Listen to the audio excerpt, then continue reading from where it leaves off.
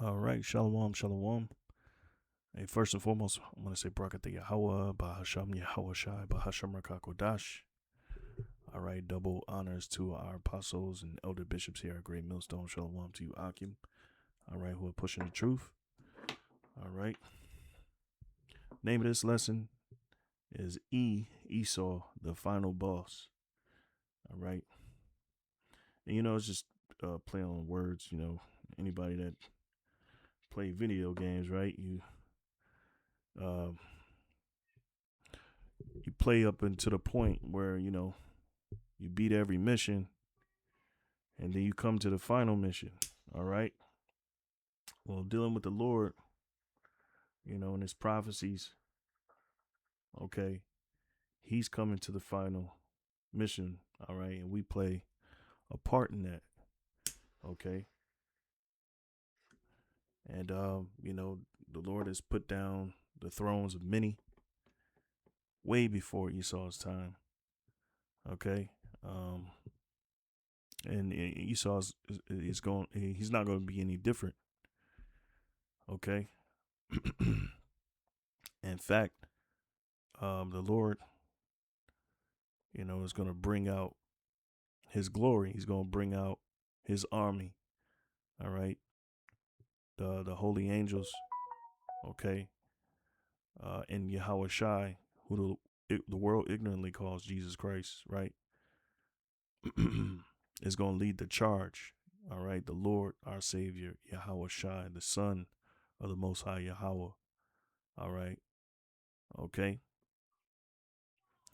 And of course, we got, Esau, the fugitive, who wants to, essentially ascend to God level through his technology and bring about his pseudo birthright in the earth so that he may, you know, maintain dominion over every living creature, you know?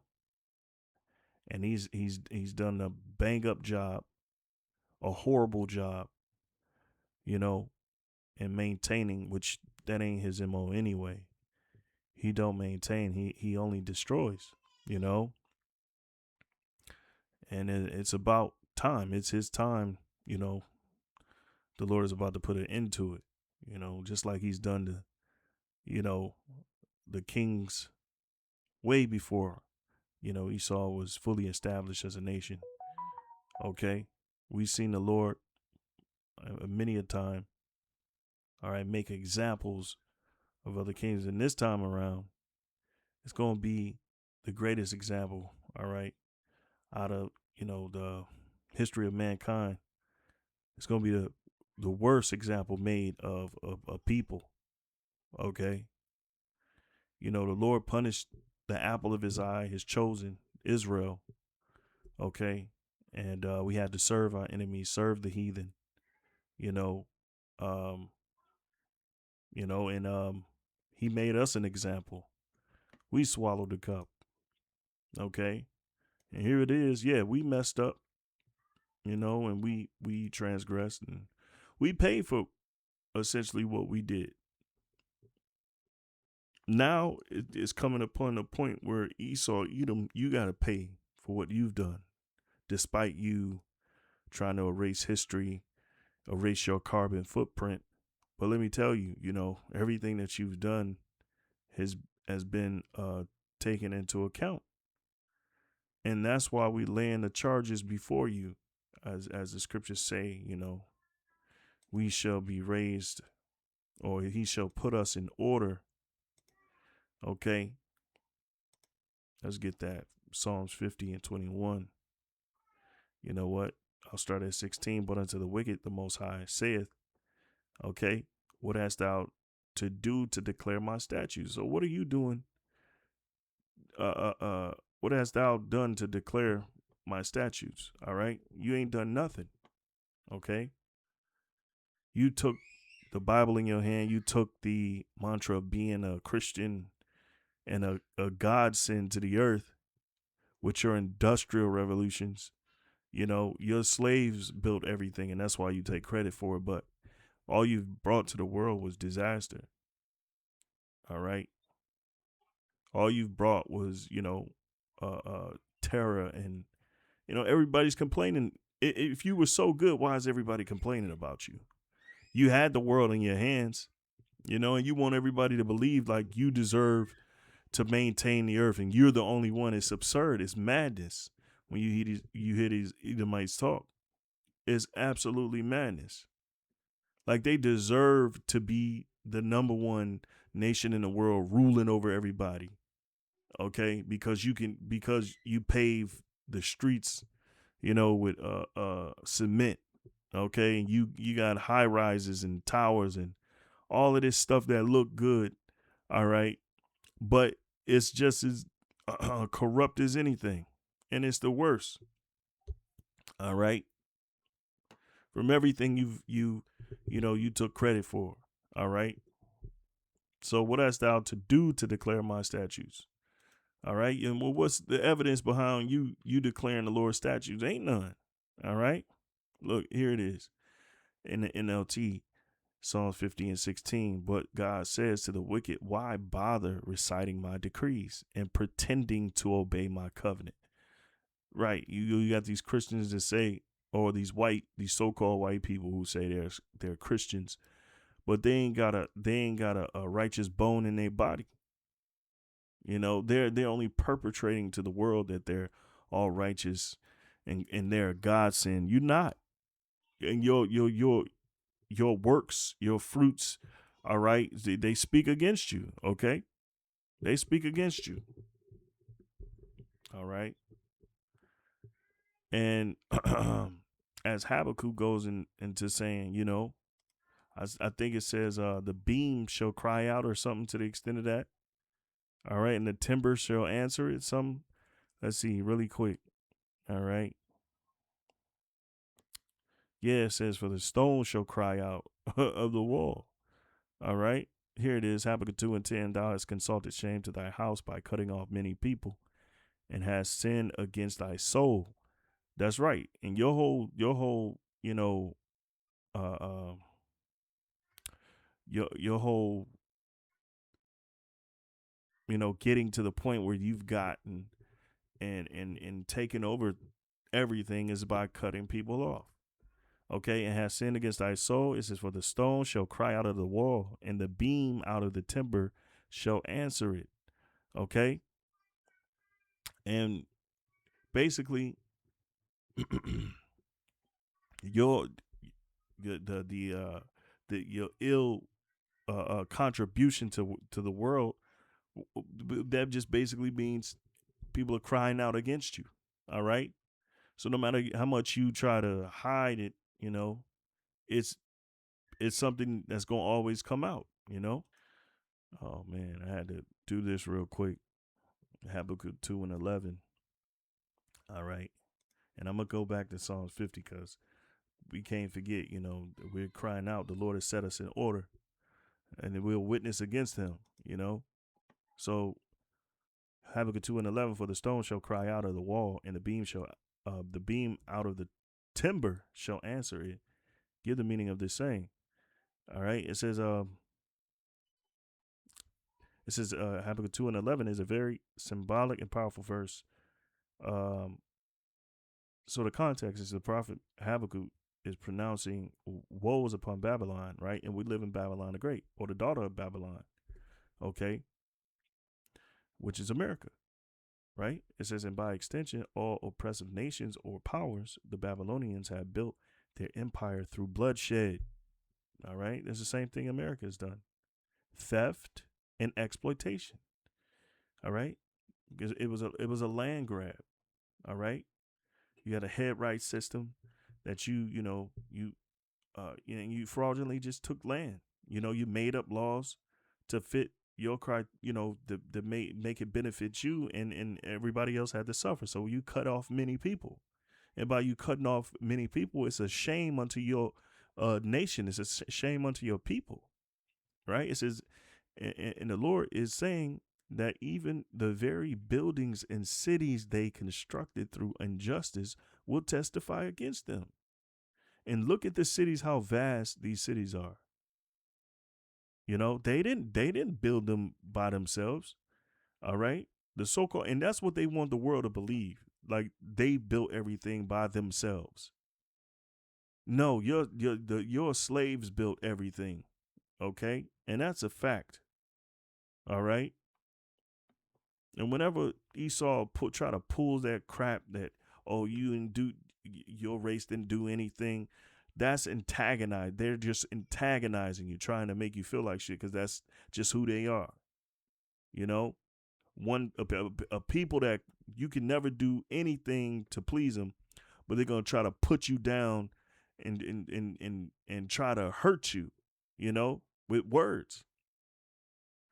But it says the stone shall cry out of the wall. The stone represents the foundation of what was built, cities, palaces, fortresses, all made with stolen materials or by enslaved labor. All right. And that's all too true. The railroads, okay? Well, you did have Moabites who were taking part in that, you know? But mainly what? The tribes here in America. Okay, it says cry out means to testify or to bear witness. Even if the oppressors are silent, their deeds are recorded in their works. The stones themselves cry out against the blood and injustice that built them. You see? So there ain't no way he can hide what he's done. You know, everything that he's procured and gotten to himself, it was by ill-gotten gains, and that's just a witness against you. Your whole empire is a witness against you. Okay? It says, "And the beam out of the timber shall answer it." The beam, wood from trees used in construction, represents another part of the same structure. It answers the stone's cry. All right? It says this means the whole structure, both stone and wood, are in agreement. Testify together that the house or empire was built by corruption, oppression, and bloodshed. All right. Every part of an unjust system will eventually expose its corruption, even what seems silent or inanimate. All right. And we already know how the thing go. How the precept goes, God is not mocked. That which a man soweth, that shall he also reap. Right. And that law, all right, remains true. Okay, it remains pure and sure. Okay, all right, which that law governs, the world as we know it. Although people are not punished by the wicked deeds, eventually they will be. All right, no injustice remains hidden forever, even if men deny their crimes. The evidence of their works, their cities, institutions, wealth, or legacy will speak against them. God hears the silent testimony of wrong labor, blood, and oppression. It echoes Luke 19:40, where Yahushua says, "If these should hold their peace, the stones would immediately cry out." And this is one of the precepts that I thought about too, as I was kind of reflecting on Habakkuk. I had to pause and then the spirit just say, go ahead and put it in the chat. See what the chat got to say, because this only helps build off of what, we're bringing out anyway. Knowledge shall increase. Okay. So, and this is just a weapon. And that's why Esau, he wants to come after what they call woke AI, so they can continue to steer the narrative in their direction. Well, you can't do that, buddy, because what? You're not greater than God himself, Yahweh Ba'asham Yahweh Shai. His words remain true. His words remain supreme.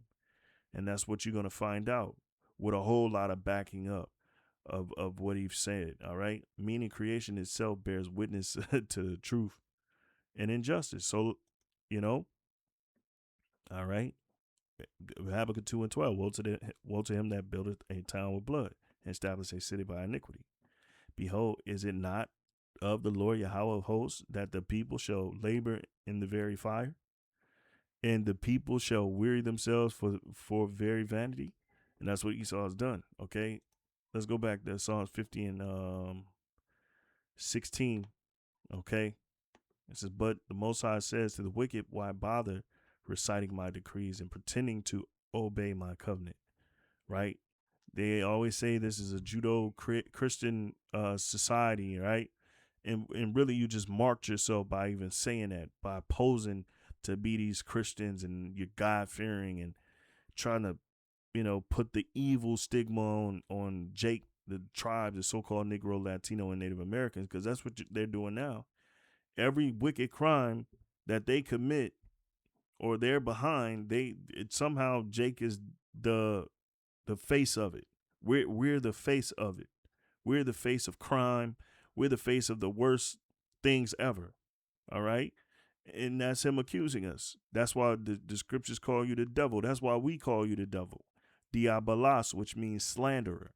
All right. And that's all the so-called white man has been, a liar. And he's been lying his way all the way to the top.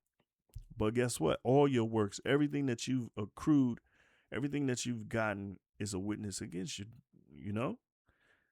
So, yeah, and that's why, he's the final boss, man. Cause ain't nobody done nothing on this type, on this level. Okay. All right. Verse 19. Hold on. Verse 18. Oops. I really want to jump to verse 21, but I'm going to read it because it goes into what I was just saying. Psalms 50 and 17, for you refuse my discipline and treat my words like trash. Yeah, you throw the words behind you, as the KJV puts it, right? When you see thieves, you approve of them, and you spend your time with adulterers, all right? Spiritual fornication, all right? Worshiping other gods and idols, all right? Your mouth is filled with wickedness, and your tongue is full of lies. All right, you sit around and slander your brother, your own mother's son, and that's Esau slandering Jacob, the so-called white man slandering the Israelites. All right, the Edomites slandering the Israelites. All right, and you see that on a daily basis. It says, while you did all this, I remained silent, and you thought I didn't care, but now I will rebuke you, listing all my charges against you. And that's the Lord setting us in order in front of his eyes. Okay. We're listing and bringing out, and we're what? Going back to Habakkuk. All right. Us who built this place. All right. And the scripture said, then shall the righteous man stand in great boldness. All right. Okay. Wisdom of Solomon chapter 5. All right. And 1, it says, then shall the righteous man stand in great boldness before the face of such as have afflicted him. Excuse me. All right. Then shall the righteous man stand in great boldness before the face of such as have afflicted him and made no account of his labors. All right. They made no account of our labors. All right. And mainly now, dealing with this truth and the spirit being put on us to deliver this message. Okay. And also, when you look at the things that we've done in this society, built this society, they absolutely disregarded all that, and you can hear that in their talking points even now today. Okay, so it says, verse 2. We'll wait for it whenever it's ready. When they see it, they shall be troubled. When they see what? When we're rising up.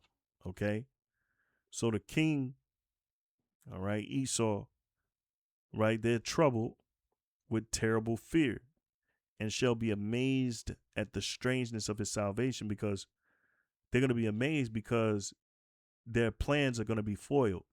Their plans to chip us, to force us to worship them and to cut us off from our God, our power, Yahweh Ba'Hashem Yahweh Shai, right?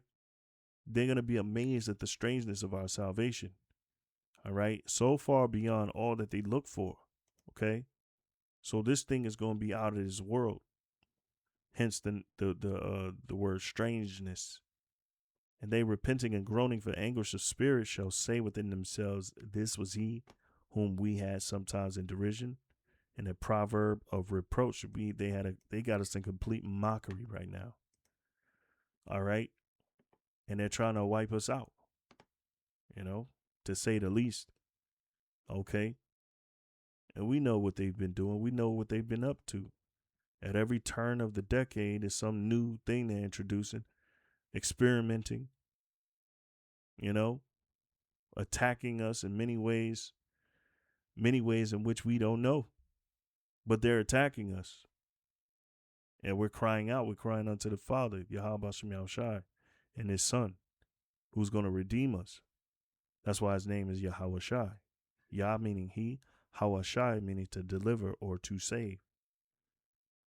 All right. Habakkuk 2 and yeah, I read that. So we read Psalms too. So Jeremiah 49, and I know Salaki too. I've been jumping, and really I had a criteria. I had my list, of scriptures I wanted to bring out. So I'm going to still bring those out. We 20 minutes in, but I'm going to still bring those out, So Jeremiah 49:12, it says, for thus said the Lord Yahweh, behold, they whose judgment was not to drink of the cup have assuredly drunken. All right. And the ones that's us, the Lord, the apple of the Lord's eye, his precious, peculiar people have drunken the cup of the Lord's indignation, his wrath. You can read Daniel 9 you can start around the 10th verse, the 9th verse. And it goes into that, how the Lord accomplished what he said against us as far as the curses are concerned. Deuteronomy, the 28th chapter, the 15th verse on down to the 68th verse. All right. Those were all the things that were written. If we broke any of those laws or any laws, all right, we would have to suffer the curse. Okay. And the Lord, he punished us perpetually. Right. It was like an everlasting curse. Okay. So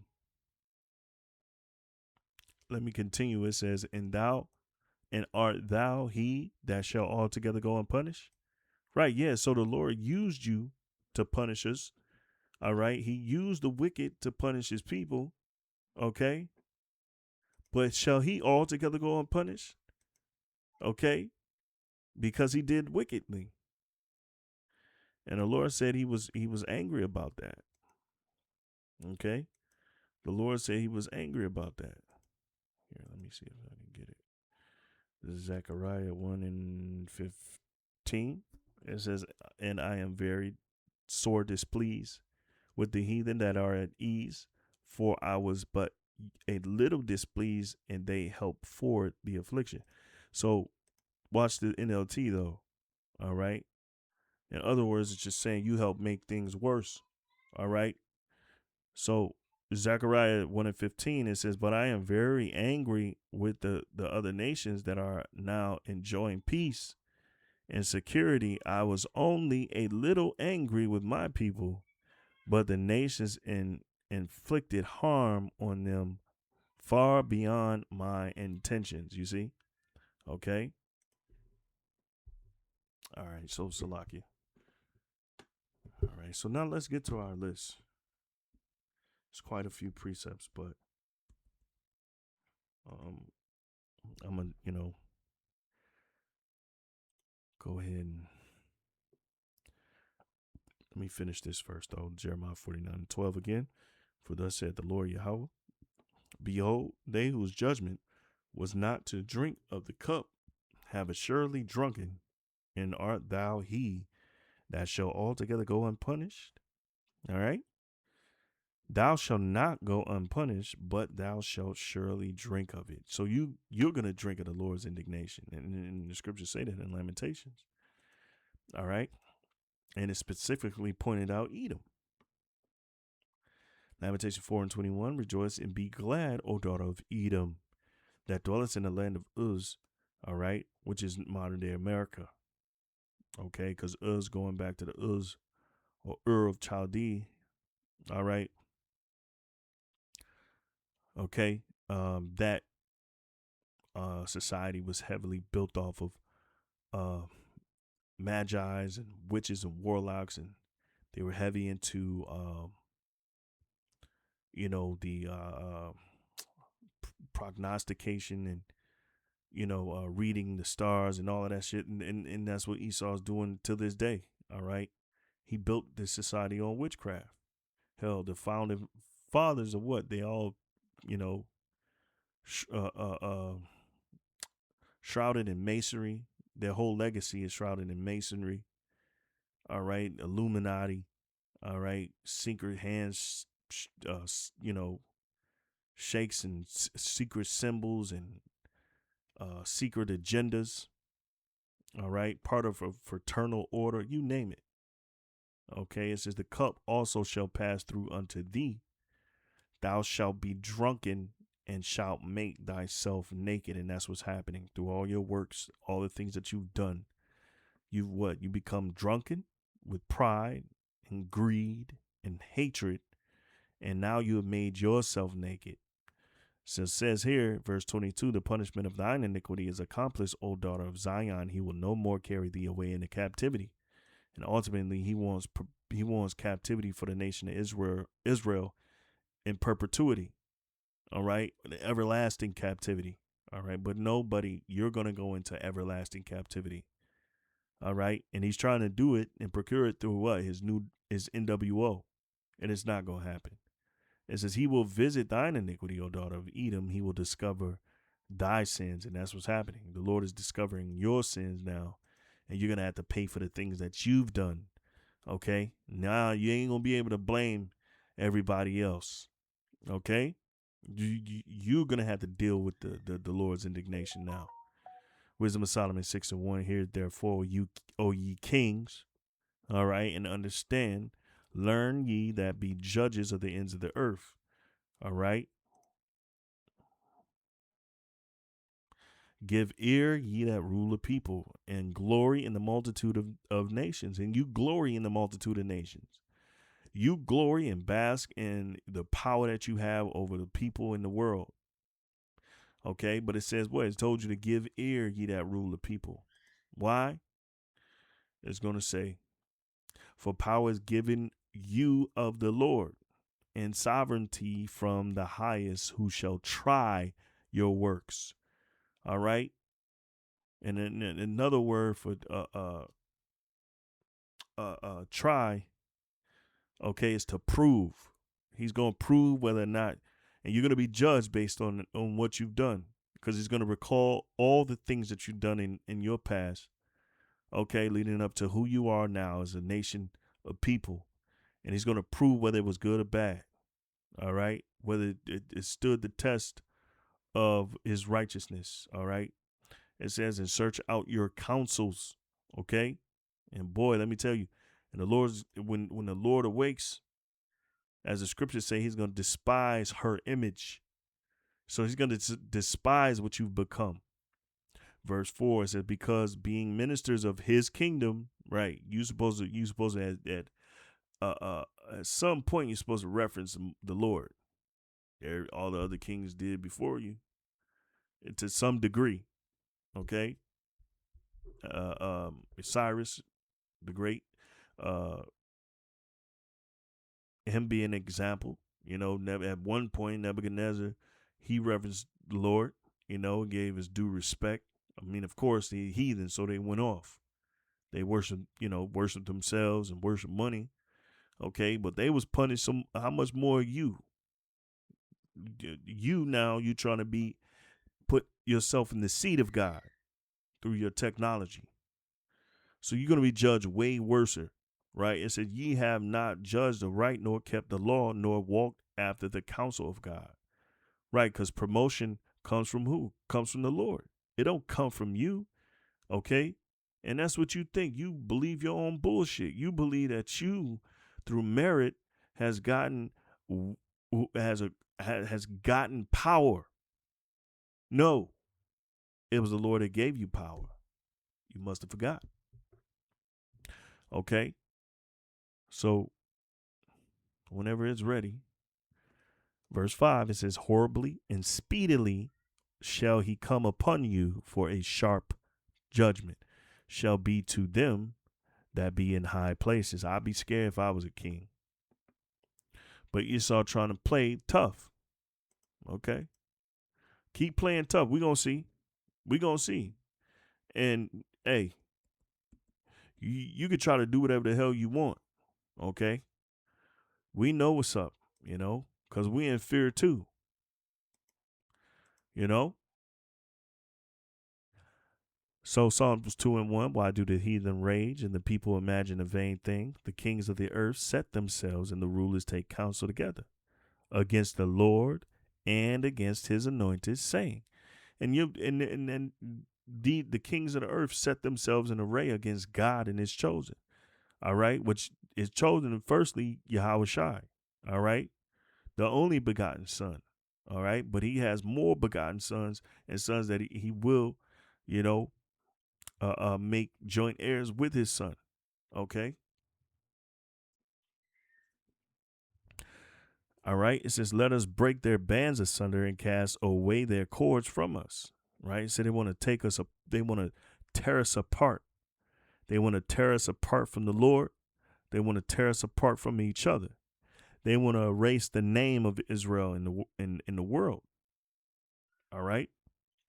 And now that we back calling ourselves Israelites because we woke up through the Spirit, right? They're afraid because what we're essentially we're an army to them.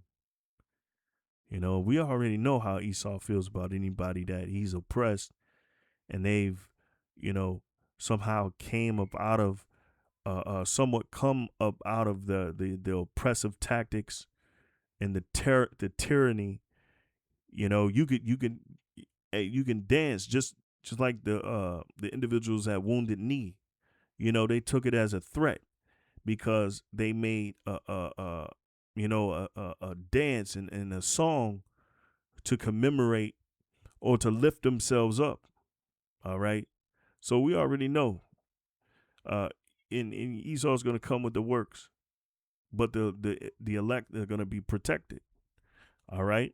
And not neglected. All right. It says he sitteth in the heavens, and he that sitteth in the heavens shall laugh. Right. Because you're not, your ways or whatever you're trying to do is not stronger than what the Lord has already done and what he's written. All right. And what was written. The Lord shall have them in derision. So you're going to be a laughing and a laughing stock, and we're going to mock at you. All right. Because what you're doing is futile. Absolutely futile. It says, then shall he speak unto them in his wrath and vex them in his sore displeasure. Yet have I set my king upon my holy hill of Zion. All right. So Lord already got his king, and that's Yahweh Shai. All right. Okay. Right along with King David and the 12. All right. And then the 144,000. So we got a little bit more. Isaiah 10. All right. Bear with me. Isaiah 10:1. Woe to them that decree unrighteous decrees and that right grievousness which they have prescribed. And that's what Esau is doing. He's coming down with great wrath, and he's making policies, all right, in his unrighteous decrees, okay, because he always moves the goalposts whenever he gets the chance, anything to benefit him, all right, and so he'll make laws that are bogus in order to come after individuals who he wants to war against and who he wants to take out, And nowadays, all you got to do is call you a terrorist, and he can come after you. Plain and simple. He'll take away your whole life, but he's going to be cut off forever. He's going to play no part in the new world to come. He's going to be a slave in the kingdom, the world to come, which is going to be a vast, a world we can't even describe. All right. They're gonna have to play in the dungeon. They ain't even gonna get to see the glory. They're gonna see it and they're gonna envy it when they see us in the glory and majesty and of our power. Okay, which is gonna be given to us from the Heavenly Father, which is our birthright. Okay, verse 2: to turn aside the needy from judgment and to take away the right from the poor of my people. And that's what he's done. He's took everything away from us. He's took uh, uh, uh, uh, he's taken our lives away. Okay, he's taken our God-given right away. God-given rights. All right, which is what? Water, food from the earth, which is judgment, and a fair share or a fair shot at life. He's completely took it away. That widows may be their prey, that they may rob the fatherless. All right. And what will ye do in the day of visitation? Nothing. You don't try to fight back, but the Lord is going to blow you away. It says, and in the desolation which shall come from far, which is the ICBM, nuclear missiles. Okay. It says, to whom will ye flee for help? And where will ye leave your glory? And you ain't going to look, the Lord's going to wipe the memory away, all right, by way of fire. Okay. Very scary thing. Very scary thing. All right. First Ezra. All right, let's get this. First Ezra. Salagia. 1 and 10. Okay. First Ezra 1 and 10, it says, or maybe it's 11, Salakia. First Ezra. And when these things were done, the priests and Levites having the unleavened bread. No.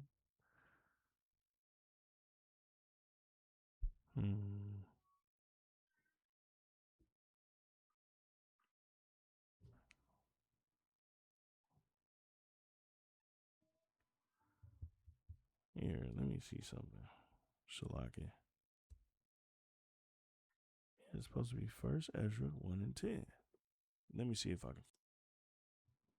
All right, I did find it, but I want